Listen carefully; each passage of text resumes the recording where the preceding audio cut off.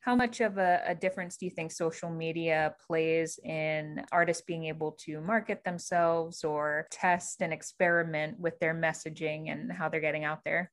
I think that if you can manage to, as a new artist, somehow get yourself associated with an established artist, then social media can be very, very helpful. I like to think of, now his name just went right out of my head. Taylor Swift was an early supporter of the British guy, the red haired, played stadium, singer songwriter. You know who I'm talking I about, know what right? you're talking about. My brain is like, oh, Yeah, he was somebody that Taylor Swift kind of promoted really early on. He was a busker in the tube stations of London. Ed Sheeran. Ed Sheeran, thank you. So Ed Sheeran was somebody that Taylor Swift heard about really early on, and she just gave him a podium. That a lot of times is just it's real luck, but it's real and it's organic. If you can do that and create a situation for yourself where that happens, great. But that's kind of few and far between. It's really more, it has to be a groundswell from putting out messaging on social media that's unique, thought provoking, interesting, very artistic, and just putting it out there and letting people organically kind of discover it. It has to be organic. It's not something that you can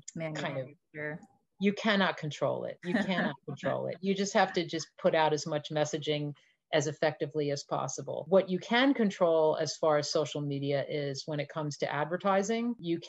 Mobile advertising has become more popular than ever because people are more mobile than ever. If you are advertising your product and using pixelated ads and different kinds of technologies to track your advertising and get more data from people that are actually looking at the ad, getting click-through rates and not just and people actually buying the product or going as far as putting the product in the shopping cart and maybe not buying it, but you can track that whole journey, that customer journey, and then get those insights and use that to help sort of diagnose how often you put out your social media messaging and what kind of messaging, like what was it about that product that made it so attractive for somebody to put it in their shopping cart. Maybe they didn't ultimately buy it because they decided it was too expensive, or they needed to buy something else first, or they needed to pay the rent, so they're going to go back and buy it in 2 weeks.